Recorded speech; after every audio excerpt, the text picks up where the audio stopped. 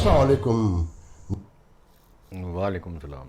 अस्सलाम वालेकुम दोस्तों, ये हुजूर हैं आफाक फ़ारूकी साहब। और ये जो है वो बॉन्ड पाकिस्तानी अमेरिकन है, जिसको कि ओवरसीज़ पाकिस्तानी कहा जाता है। ये इन्होंने अपनी जवानी तक तो ये पाकिस्तान में रहे। एक पाकिस्तान में सी ग्रेड सिटी है सक्खर, वहाँ पर इनने पले बड़े, सारी समझदारी हासिल करी। और फिर ये किसी भी वजह से पहुंच गए अमेरिका। वहाँ इन्होंने अपनी ज़िंदगी के 35-40 साल गुजारे हैं। वहाँ शादी करी या यहाँ से ही शादी करके ले गए हूँ, वहाँ बच्चे पैदा किए, वहाँ बड़ा किया उनको। अमेरिकन जो है वो लाइफस्टाइल सिखाई। पता नहीं इनके बच्चों के बारे में, पर इनकी लाइफस्टाइल इतने साल अमेरिका में रह के, जबकि ये हालांकि पाकिस्तान में कम साल रहे हैं अगर देखा जाए तो, पर ये अमेरिकन पाकिस्तानी होकर, और जर्नलिस्ट कहते हैं अपने आप को, तो वो होकर ये इंडिया के बारे में और वर्ल्ड व्यू इनका क्या है, इसका जायज़ा लिया जाएगा। देखते हैं। नए प्रोग्राम के साथ आफाक फारूकी आपके सामने हूँ। मौजूद बहुत दिलचस्प हैं। इंडियन दोस्तों को तो इन्वॉल्व रखना होता है ना, उन वरना वो बहुत परेशान हो जाते हैं अगर उनका जिक्र ना हो। कहते हैं कि आज इंडिया का जिक्र ही नहीं हुआ। वो इसलिए परेशान होते हैं क्योंकि पढ़े लिखे पाकिस्तानियों की काज भी जो है ना, व्यू लेने में एंटरटेनमेंट आता है। क्योंकि हम लोगों को ये डिफ्रेंशिएट करना होता है कि अनपढ़ पाकिस्तानी और पढ़े लिखे पाकिस्तानी में क्या अंतर है, वो जानने में जो है मज़ा आता है। कि जब ये हम लोगों को एहसास होता है कि इन दोनों में मोटा मोटी कोई अंतर नहीं है, बस थोड़ी सी इंटरनेशनल इन्फॉर्मेशन जरूर पहुंच जाती है पढ़े लिखे हम पाकिस्तानियों के पास। तो आप लोगों को बहुत मुबारक हो। एक खालसा और शहीद हुआ कनाडा में, और कनाडा बहुत मजबूर हो चुका है आपके सामने। एक खालसा और शहीद कर दिया। शहीद तो वैसे भी जो है वो मुसलमान होते हैं, खालसा तो शहीद नहीं होगा ना, खासकर सिख।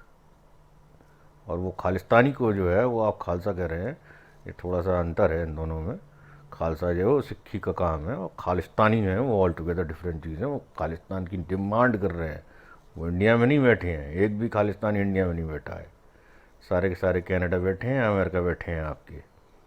ठीक है, जिस तरह के आपका बलोचिस्तानी जो है, जो बलोच बलोच का मांग कर रहा है बलोच लैंड की, वो आपके पाकिस्तान में बैठा हुआ है। ऐसा नहीं है इंडिया में। खालिस्तानी शहीद हो गया, वही जन्नत चला गया सरदार होकर। क्योंकि आपके बगैर तो दुनिया चल ही नहीं सकती। तो इस पर गुफ्तगू करेंगे, मगर इस पर आपके बगैर दुनिया नहीं चल सकती, ये सरकाज़म दे रहे हो या जो भी कर रहे हो आप। पर हकीकत ये है कि हमारी फॉरेन मिनिस्ट्री न बेवकूफ़ है, न जान, ऐसा नहीं है। आपके यहाँ की जो जितने भी आपके यहाँ की पूरी फॉरेन मिनिस्ट्री का एक्सपीरियंस होगा ना, वो केवल हमारे यहाँ फॉरेन मिनिस्टर के ऑफिस में स्टाफ होगा उससे ज़्यादा एक्सपीरियंस्ड, जितनी आपकी पूरी मिनिस्ट्री एक्सपीरियंस्ड होगी। इतना मत सिखाइए। हम लोग के पास में ज़्यादा तरीके हैं चीज़ें समझने के और समझाने के। कोई भी कंट्री जो है दूसरी कंट्री के वीज़े पे जो है बैन नहीं लगाती है मजाक में।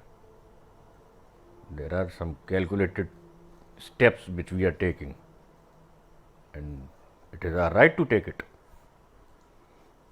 जान आगे बढ़ने से पहले मैं ये बता दूं कि चीन को जहाँ पहुँचने में 40 साल लगे, आपको वेरी इन द बिगनिंग ही आपने वो मरहला और वो मनाजिल सारी तय कर ली।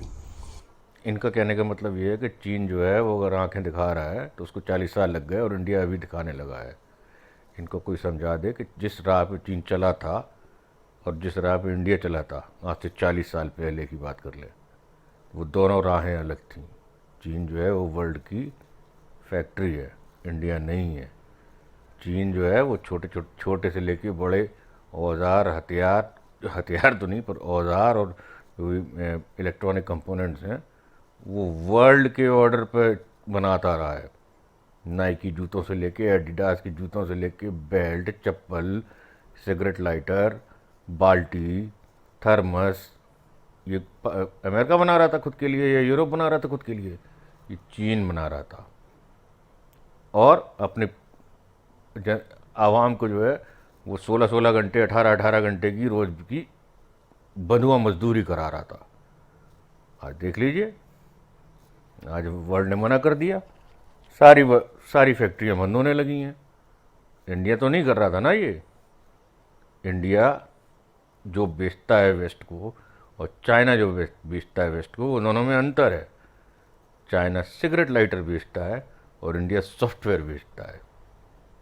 चाइना जो है वो पतलून की बेल्टें बेचता है, पतलून बेचता है। इंडिया जो है वो सर्विसेज बेचता है। दूसरी, इंडिया ग्रेन बेचता है। चाइना नेट इंपोर्टर है, इंडिया नेट एक्सपोर्टर है फूड का। एक ज़माने में पाकिस्तान भी था by the way net exporter.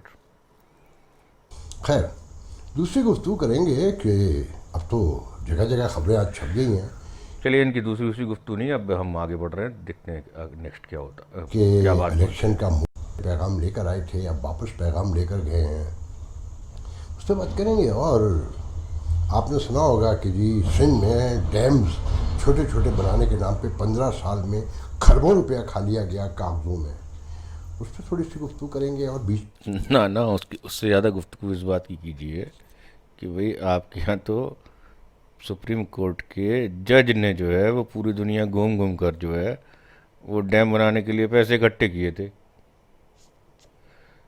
सैकड़ों करोड़ रुपए इकट्ठे कर लिए चंदे के नाम पर कि हम पाकिस्तान में डैम बना रहे हैं। सारे पाकिस्तानियों को धोखा दे दिया। अमेरिका के, हो सकता है आपने भी मदद की हो उनकी, कोई बड़ी बात नहीं। वो सारे पैसे लेकर वो हजम करके वो भाग गए। और जब उनसे हिसाब पूछा गया तो उन्होंने कहा कि वो जो डैम बनाने वाले प्रोजेक्ट के एडवर्टाइजमेंट में ही खर्च हो गए।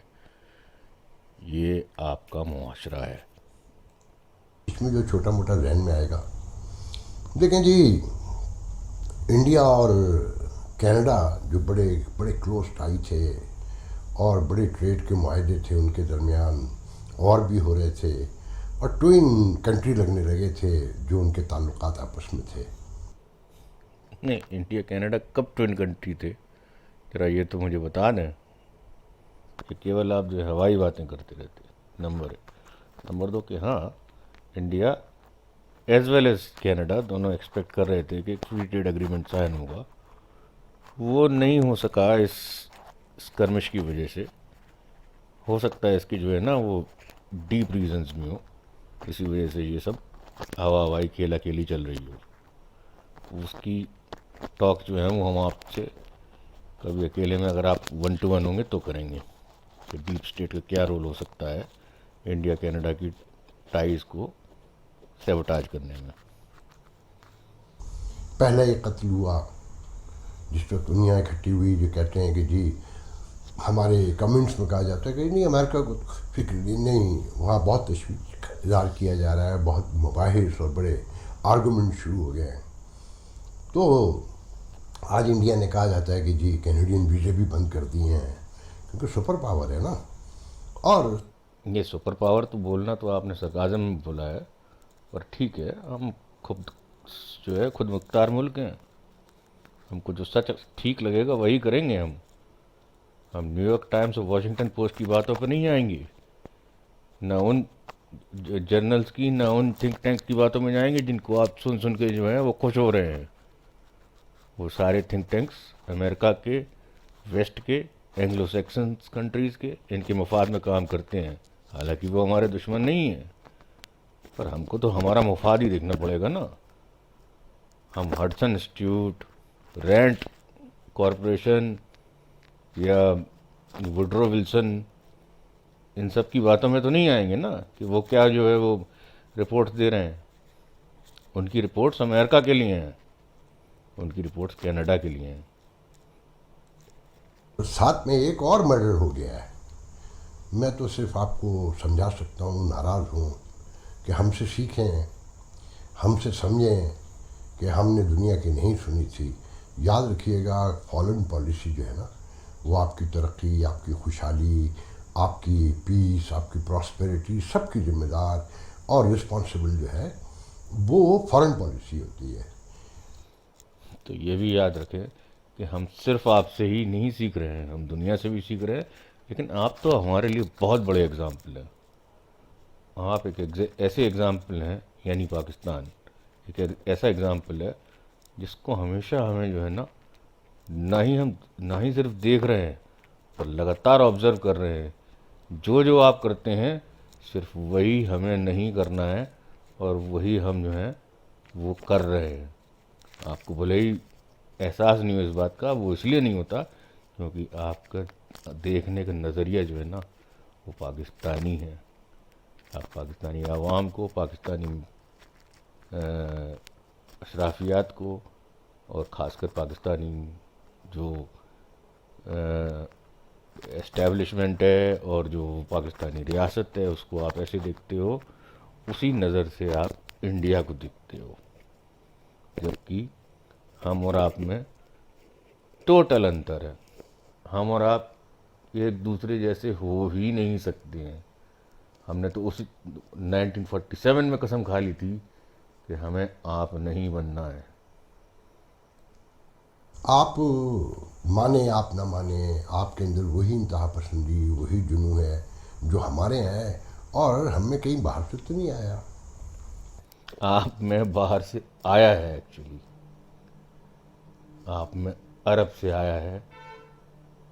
अरबी तो ठीक हो गए, लेकिन 1400 साल पुरानी अरबी सोच आपके घर घर में बैठी हुई है। माफ़ कीजिएगा, हर घर में बैठी हुई है। लेकिन कोई बड़ी बात नहीं कि आपके खुद के क्लोज ख़ानदान में इतने रिलीजियस लोग हों।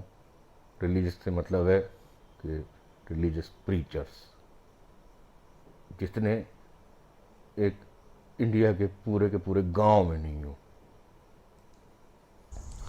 मतलब इसराइल को हम तस्लीम नहीं करते ना, अरब दुनिया ने तो कर लिया है, क्योंकि हमारे दिमाग में खन्नास ज़्यादा भरा हुआ है। हमने इसराइल को बहुत पहले तस्लीम कर लिया था, तो यहीं हम और आप अलग हो गए। आपने सबने ये भी सुन लिया होगा कि जनाब सऊदी अरब कहता है कि we are close to Israel now and soon, sooner और लेटर, एनी टाइम, कि एक्सेप्ट भी कर लेंगे। एक बात तो आपने अभी देखा नहीं क्या, जो अभी G20 में जो एक इंडिया, यूएई, सऊदीया, यूरोप जो एक कॉरिडोर बनने की बात है, उसमें सऊदी अरब के बाद जो नेक्स्ट स्टेशन है वो इजराइल ही है ना। अगर नहीं देखा तो देख लीजिए वो कॉरिडोर के बारे में, आपको समझ में आ जाएगा कि कहाँ आप खड़े हैं और कहाँ सऊदी अरेबिया। सऊदी अरेबिया में इतने एक्सट्रीमिस्ट नहीं है, मैं आपको बता रहा हूँ, यकीन मानिए, जितने आपकी कंट्री में है। आपकी कंट्री में इतने सैयद हैं जितने सऊदी अरेबिया में नहीं है। सैयद मतलब मोहम्मद साहब की ब्लड लाइन के टीनेजर्स आपकी कंट्री में ज़्यादा हैं। अब असली हैं या नकली हैं आप ही जाने। बात ध्यान में रखिएगा, ये जो आप कहते हैं ना कि इससे कोई फ़र्क नहीं पड़ता कौन कहाँ मारा गया, और कमेंट में तो आप लोग साफ कहते हैं कि जी हाँ, जो हिंदुस्तान की मुखालफत करेगा मारा जाएगा। ये कहते नहीं हैं भाई, कहते कोई रैंट कर रहे हैं क्या इस बात का? ये दो चार छः लोग जो रैंट करते हैं वो कर रहे होंगे। कौन स्टेट मानेगी कि उसने जो है वो दूसरी स्टेट में कत्ल करा दिया? जब तक आपके पास में जो है सारे सबूत तो आपको तब के दे दिए थे जब आपने जो है वो ये 26/11 कराया था बॉम्बे में।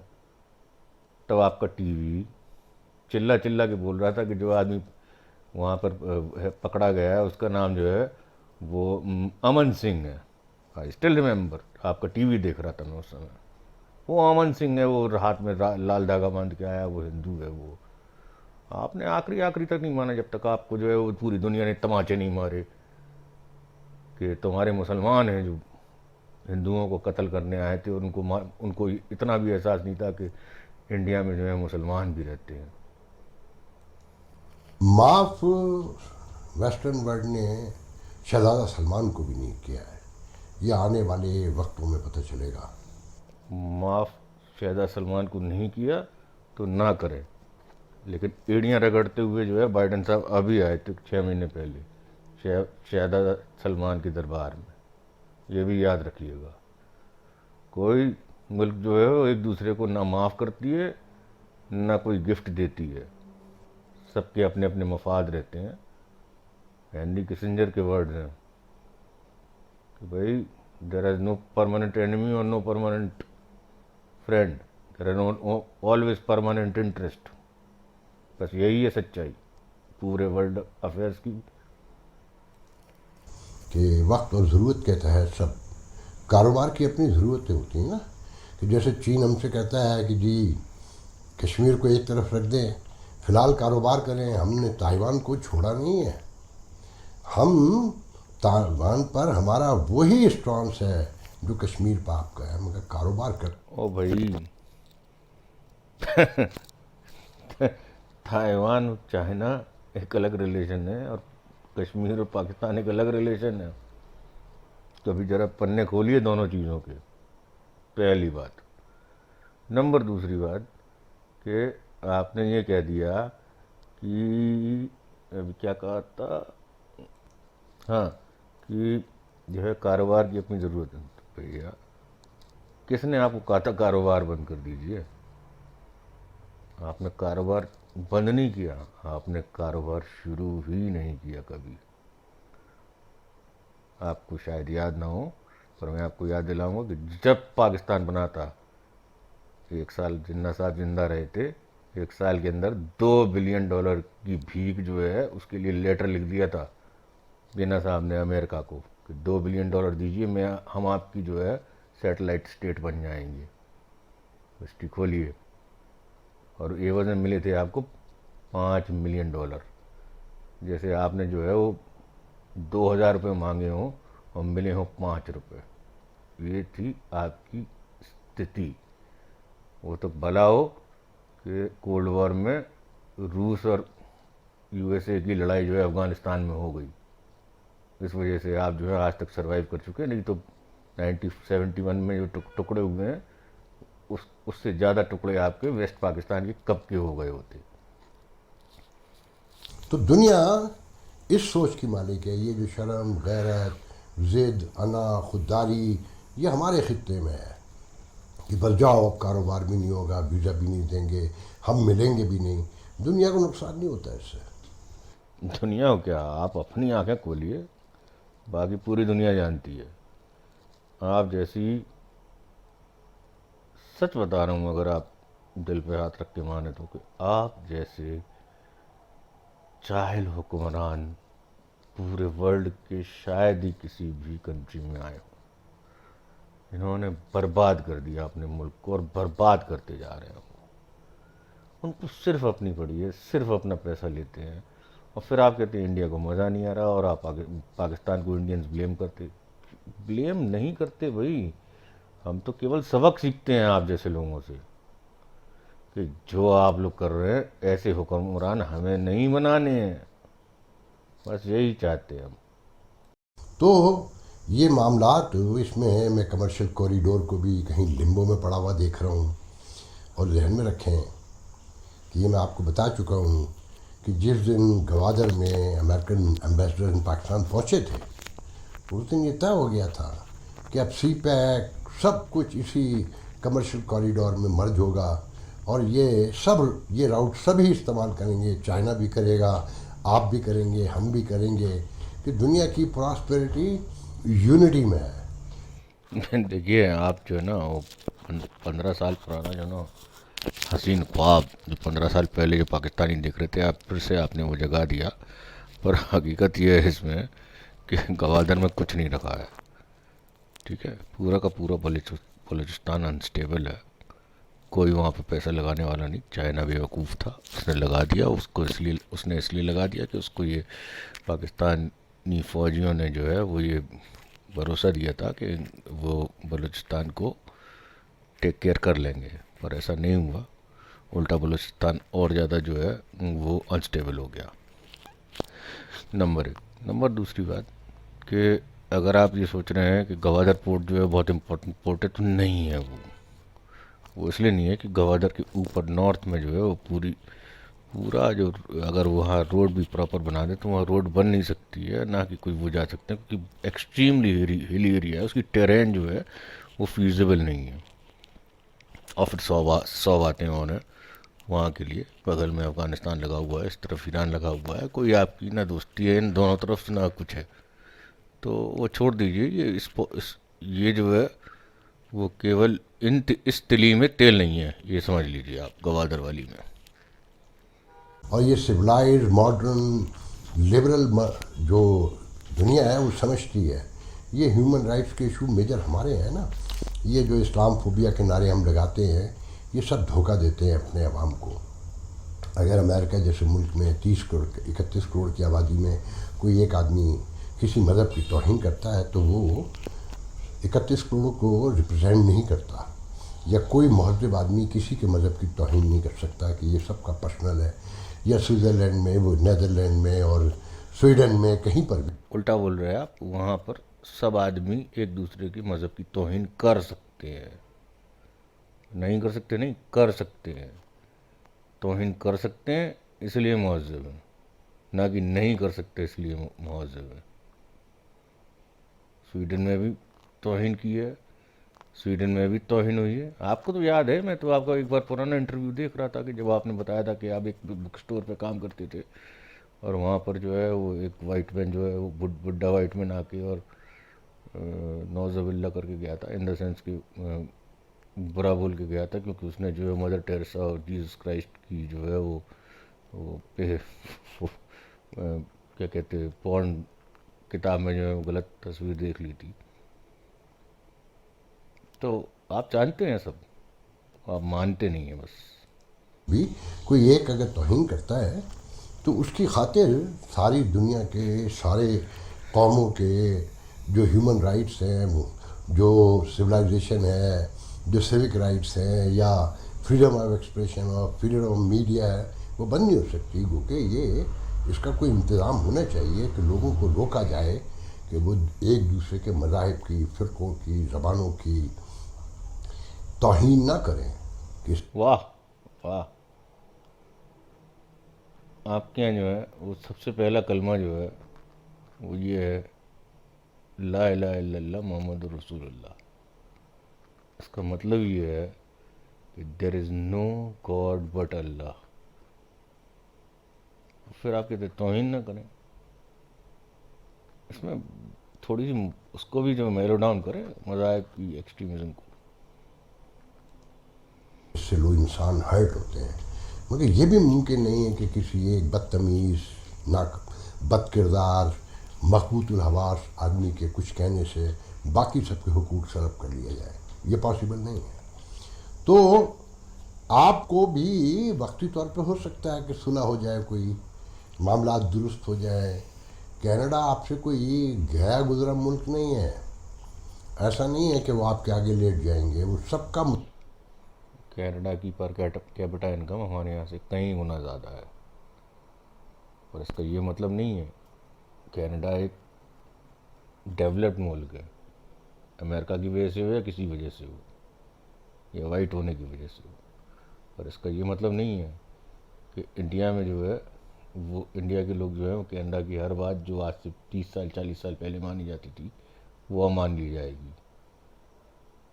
वरना जो है वो इंडियन जो एयर इंडिया का प्लेन है उसका हिसाब जो है ना वो तभी हो गया होता, तब नहीं हुआ, आज हुआ होता ये तो कनाडा की नाक में दम हो गई होती। मुतालबा है बैक वक्त हर जगह से कि आपको प्रूव करना है, मालूम करना है कि किसने ये काम किया था, क्यों किया था, किसके कहने पे किया था। अनटिल अनलेस ये मामला दुरुस्त नहीं होने जा रहा। ऐसा कानून किसी ने चलिए for the sake of argument अगर ये भी मान लें कि इंडिया ने जो है वो मर्डर करवाया था, तो कौन सी ऐसी कंट्री जो नहीं कराती है। म्यूनिच तो पूरी फिल्म बनी हुई है उस पर कि इसराइल ने क्या क्या किया था। ठीक है, ओसामा बिन लादेन को आपके यहाँ पर हेलीकॉप्टर आए थे, प्लेन्स आए थे, चिनूक आए थे और वो ले गए ना मार के। उनकी औरतों को भी उठा लिया था, बच्चों को भी उठा लिया था आपके ओसामा जी की। जवाहिरी को जो अभी मारा है वो कैसे ही मारा है क्या? क्योंकि वो वहाँ के डेजिग्नेटेड टेररिस्ट थे। ये हमारे यहाँ का डेजिग्नेटेड टेररिस्ट था, आज का नहीं था। 15 10 साल से कम उसको जो है वो दे रखा था कनाडा को ये नाम। 2018 में जब ट्रूडो इंडिया आया था, तब पंजाब के चीफ मिनिस्टर ने जो है वो लिस्ट में उसका नाम दे दिया था, निज्जर का।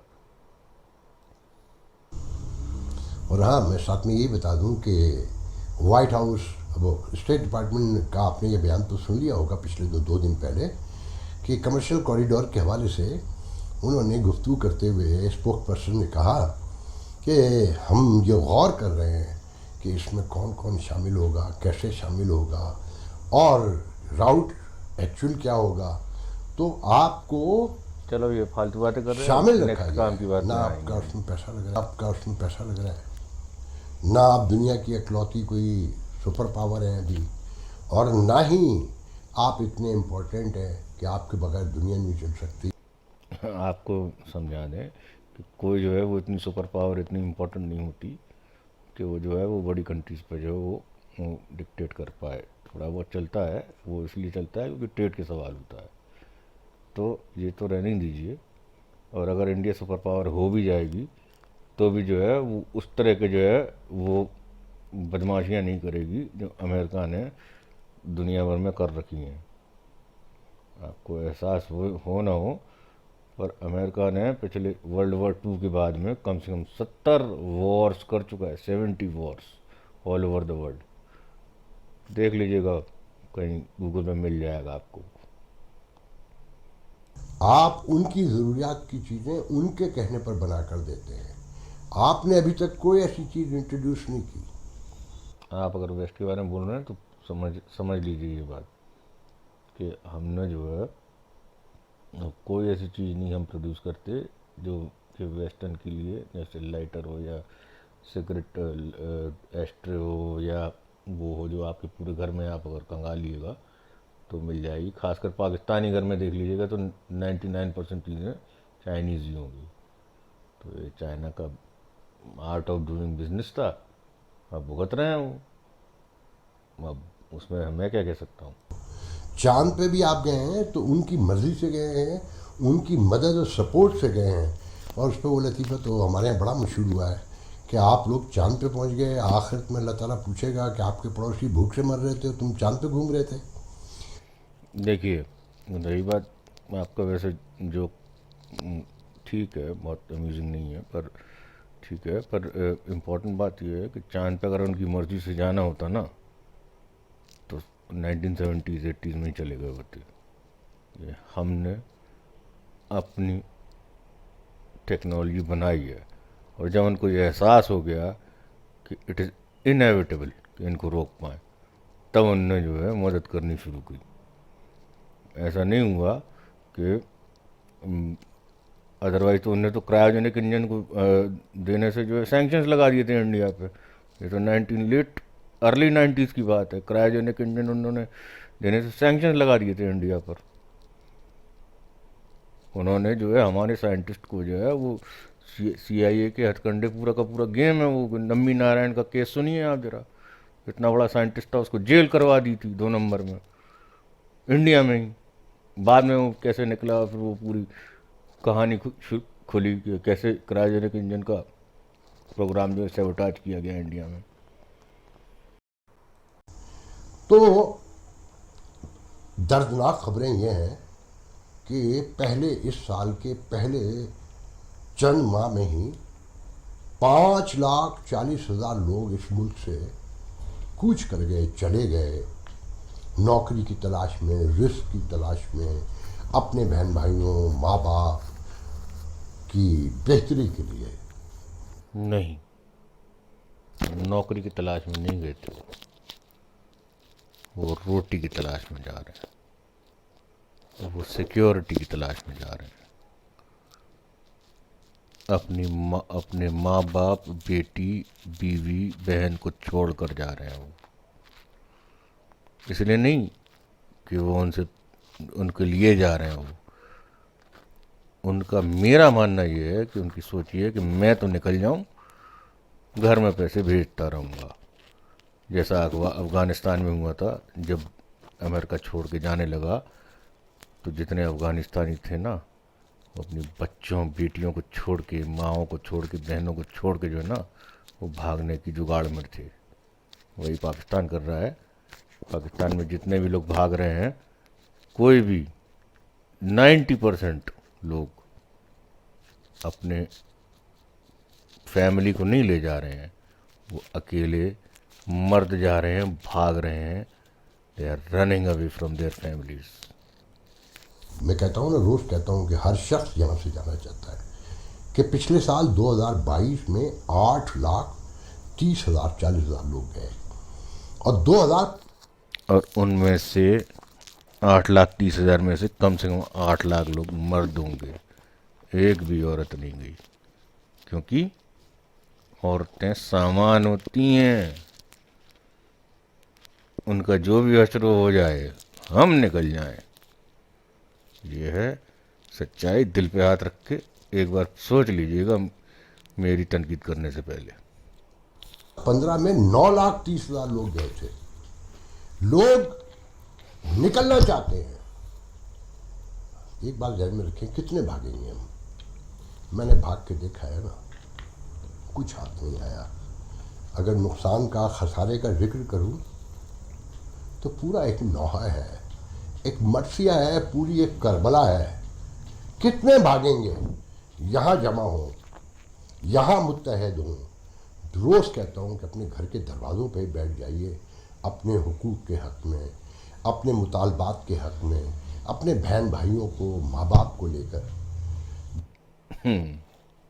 आपकी सोच अच्छी है, मैं उस पर मैं बहुत क्या कहते हैं, इसमें मैं कुछ बुरा नहीं कह सकता हूँ।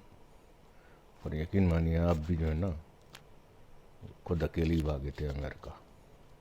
ये वो ज़माना था, अब उससे 50 गुना ख़राब ज़माना अब है पाकिस्तान में, जहाँ बच्चों को रोडों पे छोड़ दिया जाता है, जहाँ 2-2 3-3 शादी करके आदमी जो है वो अपनी औरत को छोड़ के भाग जाता है।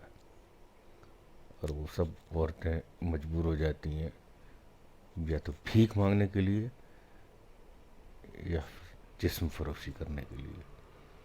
आपको मालूम है, गरीब जगहों पर, यहाँ तक कि कराची में भी, मैं रिपोर्ट आपको दिखा सकता हूँ, मेरे पास है वीडियो, जहाँ पे औरतें जो हैं वो रोज़ की ज़रूरियातों के लिए आटा, चावल, दाल, नमक, इनके लिए, इनके एवज में अपने जिस्म पेश कर रही हैं।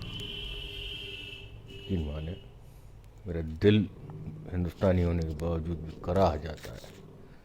और फिर आप कहते हैं कि इंडिया सुपर पावर बनने की कोशिश कर रहा है और बहुत ऐठ दिखा रहा है। मुझे इससे तकलीफ़ होती है। इंडिया सुपर पावर ना है, ना कभी होगा। पर मैं ऊपर वाले से दुआ करूँगा कि इंशाअल्लाह मुझे ऐसा भी कोई दिन ना दिखाए कि इंडिया का चाहे हिंदू या मुसलमान पाकिस्तान जैसा मुसलमान वाला दिन देखे। हाँ, मुसलमान, एक मुसलमान दूसरे को मुसलमान तक नहीं मानता, सब एक दूसरे की जेब में। जैसा हसन निज़ार कहता है कि एक इतनी सब, जिसकी जितनी बड़ी चोंच है वो दूसरे का उतनी बड़ा गोश्त जो है वो नोच रहा है। बस इतना ही कहना चाहूँगा।